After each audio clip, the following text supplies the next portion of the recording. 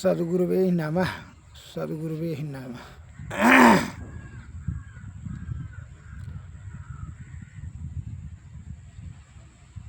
सत्संग योग में आया है शब्द महाउपनिषद अध्याय 2-3। दुर्लभो विषय त्यागो दुर्लभम तत्व दर्शनम दुर्लभा सहज अवस्था सद्गुरु करुणामम बिना। अर्थात इसका हिंदी है, सद्गुरु की दया के बिना विषय त्याग दुर्लभ है। मन बिना सद्गुरु का कृपा नहीं हो तो विषय का त्यागना बड़ा कठिन है। विषय बड़ा बलवती होता है। ये सद्गुरु के कृपा से ही इसको जो है इस पर विजय प्राप्त कर सकते हैं। विषय पर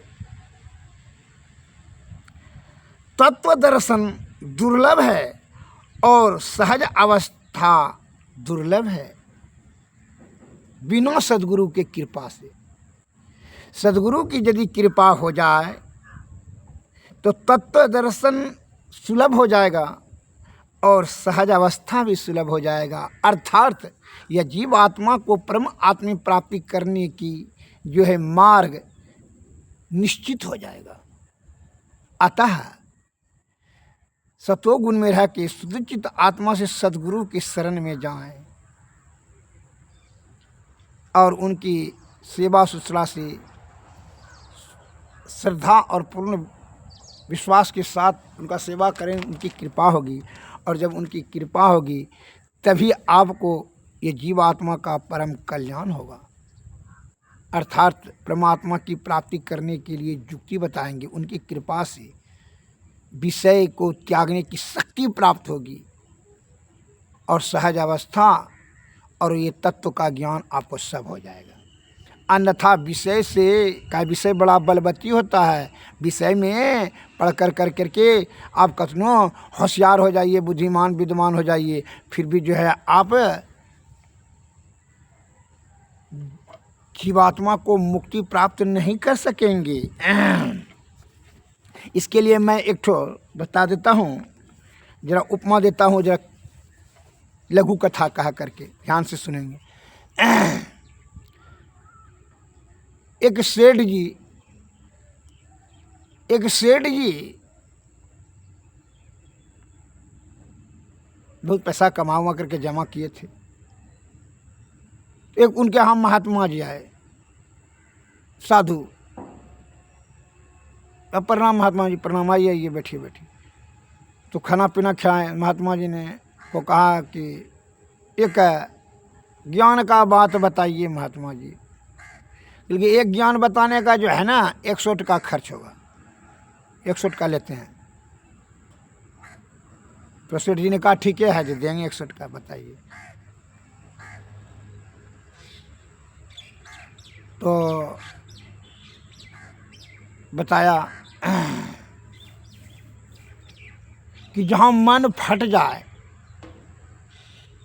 मन नहीं रहना चाहिए, नहीं तो जो है ना आपका जान पर खतरा रहेगा।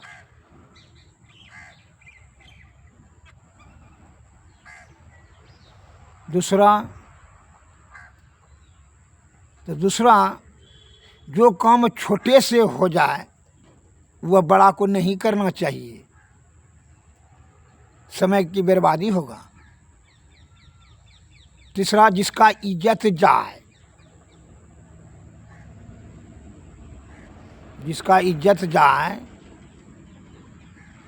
तो इसका इज्जत उघाड़ना नहीं चाहिए, ढक देना चाहिए। का चौथा जो छोटा, आपसे बहुत छोटा है, जिसको छोटा जात भी कहते हैं, या उम्र से छोटा है, या ज्ञान से छोटा है, या बुद्धि से छोटा है, यदि वह बड़ा पोस्ट पर चला जाए तो उनको छोटा समझने का भूल न करें, पहला बात। दूसरा बात कि उनको छोटा कह करके संबोधित न करें, नहीं तो उसको क्रोध हो जाएगा। और वो क्रोध का उसका आप शिकार हो जाएंगे। वो खामखा आपसे दुश्मनी का, शत्रुता का भाव पाल लेगा दिल में। इसलिए उसको बड़ा हो जाए तो बड़े शब्दों का ही संबोधित करें। वो ठीक है, 4 ज्ञान का बात हुआ, 400 टका दीजिए। 400 टका सेठ जी ने दे दिए, वो चले गए। महात्मा जी ये चारों बात को लिख लिया एक पन्ना में, डायरी में, और उसको जेब में रखता था। और वही चारों का जीवन में संकल्प कर लिया, प्रतिज्ञा कर लिया कि यही चारों ज्ञान का बात को अमल करेंगे। तो संयोग की बात हुई कि बहुत बड़ा घाटा लगने के कारण से, बहुत बड़ा जो घाटा लगा, उसका जो माल आ रहा था जहाज पर से वह डूब गया। तो उसका संपत्ति नष्ट भ्रष्ट हो गया। सब पूंजी पटा जो कर्जा लेकर के माल लाया था वो भी डूब गया। घर द्वार सब, थरिया लुटा सब बिक गया। बड़ा मुश्किल है। अब तो भूखों मरने लगा। तो उसका जो मुंशी जी था, बहुत दिन से रहता था, तो मुंशी जी से सलाह किया, मुंशी जी अब तो चलिए तब विदेश प्रदेश कमाने के लिए। कहा कि यहाँ इस नगर में तो सबसे बड़ा सेठ है, अभी काम करने जाएंगे तो कोई बड़ा लाजिम वाला बात होगा। तो यह प्रतिष्ठा को बचाने के लिए चलिए हम जाते हैं प्रदेश के। क्योंकि सेठ जी चलिए हम आपका नए साथ छोड़ेंगे, आपका बहुत नमक खाए हैं, आपको विपत्ति घड़ी में कैसे छोड़ेंगे, चलिए हम भी जाते हैं आपके साथ में। कहा नहीं नहीं जाइए आप दूसरा काम कीजिए। नहीं, कहा नहीं आपका नमक खाए हैं। कहा ठीक है तब चलिए, जब नहीं है मानिएगा। तो दोनों निकले बाहर। बहुत दूसरे राज्य जाने के बाद वह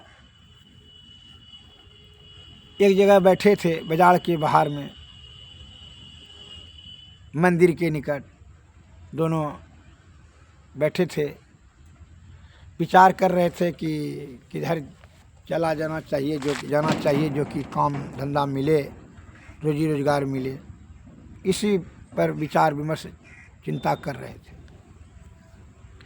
इतने में देखा कि एक हाथी आकर के सेठ जी का जो मुंशी था उसके गला में वह फूलों का हार पहना दिया।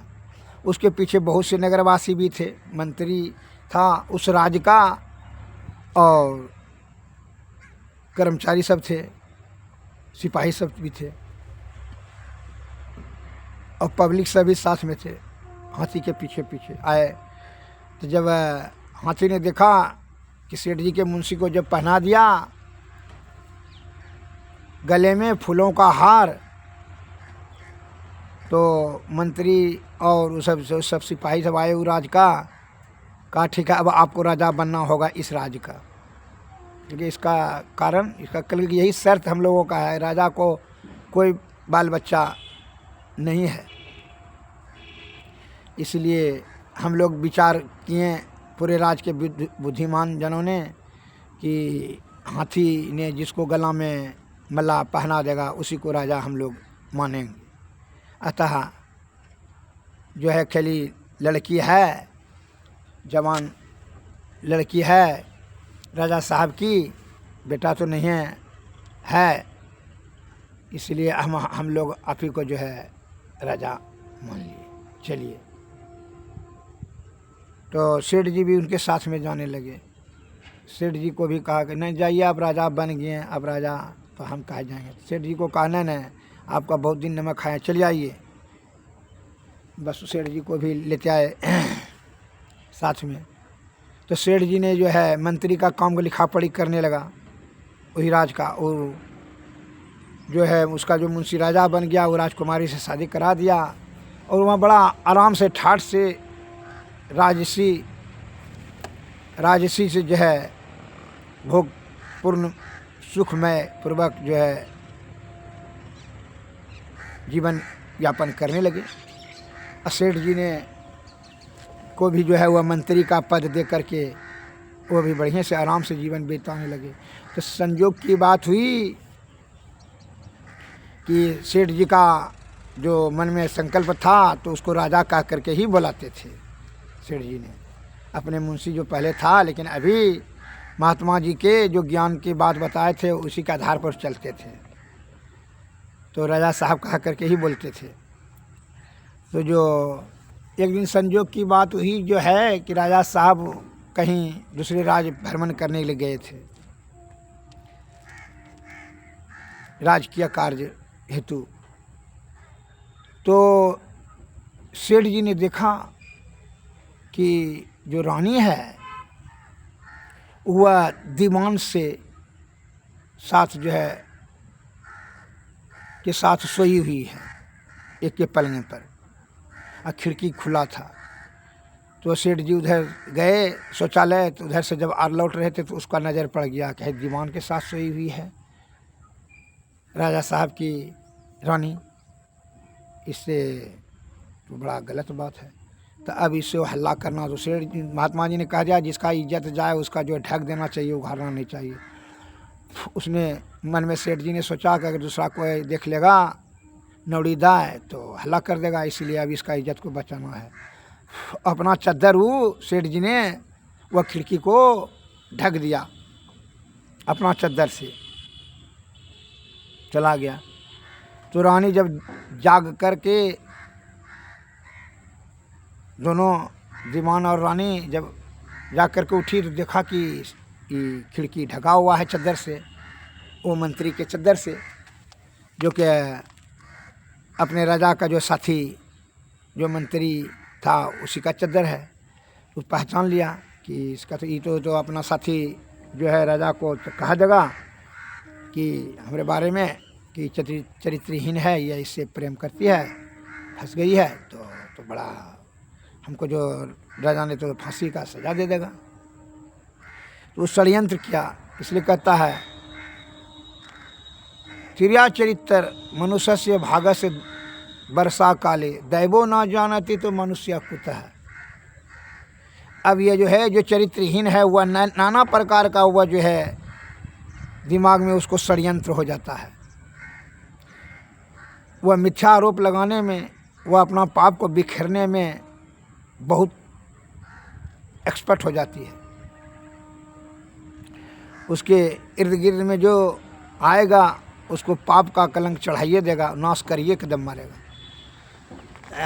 तो यह रानी चरित्रहीन रानी ने जैसे राजा साहब आए तो इसको राजा साहब को शिकायत कर दी रानी ने कि देखिए ना आपका साथी जो है जो मंत्री बना है तो वह हमरे पास आया था, जोर जबरदस्ती करने के लिए कोशिश कर रहा था, और वो बोल रहा था कि ये तो हमारा मुंशी तो नौकर है, वो क्या करेगा। लेकिन देखिए ये छिकाझोरी करने लगा, तब देखिए उसका चद्दर भी छूट गया है, देख लीजिए उसी का चद्दर है। तो राजा कोई बात का संदेह हो गया और यकीन भी हो गया, सबूत भी चद्दर देखा, कहा कि हाँ हो सकता है ये बोला हो। मन में विश्वास हुआ, मैंने मन विचार किया कि अगर यदि इसको भी फांसी सजा दे देते हैं तो राज्य में हल्ला हो जाएगा, किस कारण से दिए, किस कारण से, कारण खोजने लगा पब्लिक। तो उसके कारण से क्या होगा कि राजद्रोह हो जाएगा कि अकारण आप सेठ जी को या यदि हम बताएंगे कि रानी के साथ जो है दुर्व्यवहार किया तब तो जो है हमारा ही प्रतिष्ठा छीन हो जाएगा, इसलिए आप इसको चुप्पे चाप इसको मरवा देंगे। इस प्रकार दिमाग में रख करके राजा ने क्या किया कि कसाई को पहले की जो मांस बेचता था उसको पहले कह के रखा था कि 8 बजे रात में जो उसको भेजेंगे मांस लाने के लिए उसको तू गला काट करके मार करके कुइयाँ में भर देना। कहा ठीक है हुजूर, इसके लिए तुमको 5 लाख रुपया देंगे। कल के ठीक है हुजूर, वो कसाई तैयार हो गया। तो अब संजोग की बात सुन लीजिए। अब जो है ये मन में क्रोध इसलिए कहता है, यहाँ इस कहानी में देखिए क्या चीज़ आ गया है। चरित्रहीन भी हो गया स्त्री अपना दुर्गुण छिपाने के लिए, और इसने क्रोध भी, मैंने क्रोध से बदला लेने की भाव। क्रोध में सूझबूझ नहीं रहती, मैंने ज्ञान नीचे गिर जाता है, भ्रम में चला जाता है, उसके कारण से मनुष्य नीचे गिर जाता है। जो अपना पहले मालिक था सेठ जी, बहुत दिन नमक खाया था, लेकिन क्रोध में क्या हुआ, क्रोध में बुद्धि भ्रष्ट हो गया और अपने पहले मालिक जो कि 12 वर्षों से उनका अन्न खाया था, उसी को ही मरवाने के लिए षड्यंत्र कर लिया। इसमें क्रोध भी आ गया और चरित्रहीन काम वासना भी आ गया इस कहानी में, और कृतघ्नता भी आ गया। तो सेठ जी तो अपने महात्मा जी के जो ज्ञान की बात सीखे थे पैसा दे करके, उसी पर वो अमल करते थे। तो रात में शाम को जो है सेठ जी को बुलाए, ये राजा साहब ने गए प्रणाम पाती के, कहा कि मंत्री साहब, कि जी सर, जो हाँ आज लाइए तो 5 किलो मांस खस्सी का, वो फलना कसाई के यहाँ जाइए, वो बढ़िया मांस देता है, खस्सी का मांस लाइए, जाइए। कहा ठीक है जो जाते हैं। तो वो पैसा लेकर के निकल गए जाने मांस लाने के लिए। तो मन में पहले से विचार आया कि महात्मा जी ने कहा था कि जो काम छोटों से हो जाए उसको बड़ों को नहीं करना चाहिए, छोटा काम हमको कैसे बता दिया। संदेह हो गया कि जब जानता है कि यह सत्संगी आदमी है सेठ जी, मांस मछली नहीं खाता है, तो हमको मांस लाने के लिए क्यों कहा दिया। संदेह उनको हो गया सेठ जी को। कहा हो सकता है कोई नहीं हो कर्मचारी रात में, इसीलिए हमको कह दिया, चाहे कोई बात नहीं। लेकिन महात्मा जी के बात को याद आ गया, उन्होंने कहा था कि जो काम छोटों से हो जाए बड़ों को नहीं करना चाहिए। तो वह देखा कि जो दूसरा कर्मचारी था, नौकर थरिया लोटा मलने वाला, उसी को ये दे दिया पैसा। कहा कि जाओ उसके यहाँ से, सेठ जी ने वो पैसा, जो मंत्री था वो मंत्री ने पैसा दे दिया एक साधारण जो है थरिया लोटा मलने वाले को, कि जो जाओ तुम जो है उसको मांस लाना 5 किलो, पैसा उसको दे दिया। कहा वो कसाई के यहाँ, वो जैसे वहाँ कसाई के यहाँ गया, वो जो है कसाई तो वहाँ पहले कहा गया था, उसको तो 5 लाख रुपया दे करके रेडी था कि जो आएगा मांस लाने के लिए काट देना। बस उसको गला काट कर करके, शरीर कुटिया कर करके वो कुआं में फेंक दिया। वो तो निर्दोष आदमी का मारा गया, सेठ जी तो बच गया। अब जो है यह जो गलत रहेगा वह गलत कार्य करने के लिए रुकेगा जल्दी नहीं।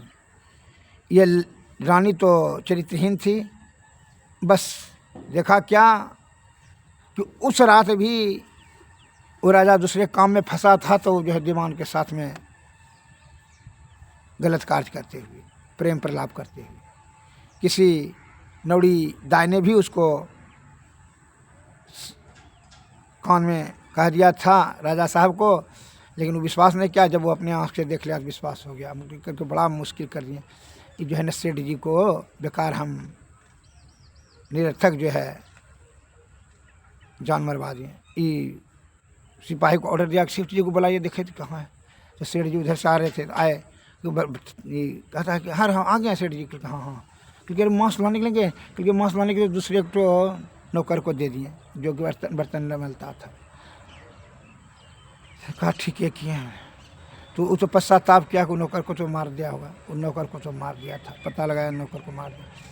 अब सेठ जी ने जब जान लिया कि नौकर को जो है, तो ये क्षमा मांगने लगा कि सेठ जी जो है हम आपको जो है सेटिंग किए थे वो कसाई को मारने के लिए। फिर कहा आप मन फट गया आपसे, अब हम नहीं रहेंगे आपके पास, अब चले जाएंगे, क्योंकि गलती की क्षमा कर दिए। बड़ी गोड़ हाथ पकड़ने लगा, क्योंकि ना हम अब नहीं रहेंगे। कहा है कि आप जानते हैं राजा साहब कि हम महात्मा जी का दिया हुआ ज्ञान का ही अमल करते हैं, इसलिए महात्मा जी ने कहा है कि जहाँ मन फट जाए वहाँ नहीं रहना चाहिए। अब हमसे मन आपसे फट गया, तब ना आप हमको बिना पूछे जांचे हुए हमरा मौत का षड्यंत्र आपने कर दिया। हमसे पूछें आप जानते हैं कि महात्मा जी ने कहा था कि जिसका इज्जत जाए इज्जत उसका ढक देना, इसलिए हम तो अपना चद्दर उसको ढक दिए थे। वो दोनों सोया हुआ हम देख लिए, सोते हुए देखा तो हमने कहा कि महात्मा जी का बात अमल किए, वही चद्दर वहाँ रह गया था। हम ही चद्दर कुछ खिड़की को ढक दिए थे, कोई दूसरा ने देखे नहीं। आप तो जानते हैं ना कि हम सत्संगी आदमी हैं, लेकिन आप मास संदेह तो हमको हो ही गया। आप दूसरे वो स्त्री का जो है आज जो है चरित्रहीन स्त्री का बात में विश्वास करके आप अपने यह परम प्रिय सेठ पर जो कि आदरणीय है, आप रात दिन हमको आदर सम्मान और पूजा करते थे हमरा आप, और आज उस पर विश्वास ख़त्म कर दिया। इसलिए अब नहीं रहेंगे। कतनों कोशिश किया लेकिन सेठ जी वहाँ से चला गया दूसरी जगह, अपना साधु के संगति में चला गया सेठ जी। वहीं सत्संग भजन करने अपना जीवन यापन करने लगे। अब इसका क्या दुर्गति हुआ कि राजा का जो जब जान लिया कि चरित्रहीन है, तो राजा वो जो है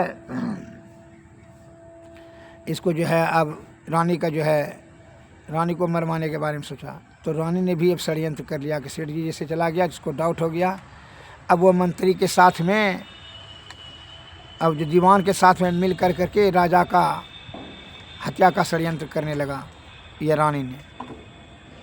और एक दिन हुआ कि रानी ने दाल में जहर दे दिया और वह बना हुआ मुंशी जो राजा बना था वह भी ख़त्म हो गया। और दीवान ने क्या किया कि ये रानी को जो क्या किया कि इससे तो प्रेम करता ही था, दीवान पर विश्वास था, बस दीवान ने भी एक दो सिपाही लेकर उसका भी हत्या कर दिया।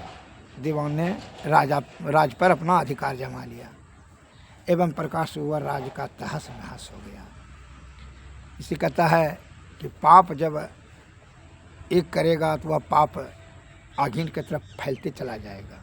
जैसे एक छोटी सी चिंगारी पूरा जंगल को जला कर राख कर देता है, उसी प्रकार एक साधारण पाप ये जो है पूरा को पाप से ग्रसित करके दुख रूपी महादलदल में धकेल देता है। जहाँ पाप का कार्य हो इसलिए वहाँ से पलायन और दूर हो जाना चाहिए। इसी में अक्लमंदी है। जहाँ आगीन लग जाए वहाँ रहेंगे तो वहाँ जलवे न करेंगे। सूखा कच्चा पक्का सब लकड़ी जलता है, सत्तू के साथ में सब घुन तुन सब से पिसा जाता है। उसी प्रकार श्री सद्गुरु महाराज की जय, श्री सद्गुरु महाराज की जय। विषय का परित्याग करके शुद्ध चितात्मा से सत्य के मार्ग पर चलते सतलोक प्राप्ति करने के लिए सद्गुरु के शरण में जाएं। यही सर्वोत्कृष्ट कार्य है। यह जीवन का जो है मुख्य कार्य यही है। श्री सद्गुरु महाराज की जय, श्री सद्गुरु महाराज की जय। जो है अब गुरु का स्तुति किया जाए।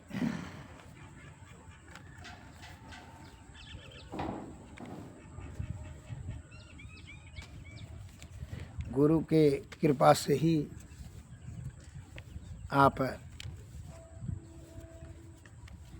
आरती तन मंदिर में कीजिए, दृष्टि जुगल कर सन्मुख दीजिए। चमकै बिंदु सूक्ष्म यति उज्ज्वल, ब्रह्म ज्योति अनुपम लख लीजिए।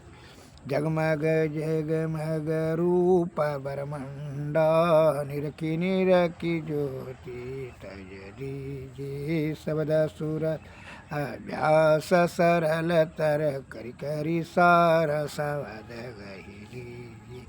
ऐसी जुगति काया गढ़ त्यागी, भव भ्रम भेद सकल मल छीजिए। भव खंडन यारति यह निर्मल, करि मैं ही अमृत रस पीजिए। आरती तन मंदिर में कीजिए, दृष्टि जुगल कर सन्मुख लीजिए। श्री सद्गुरु महाराज की जय, श्री सद्गुरु महाराज की जय।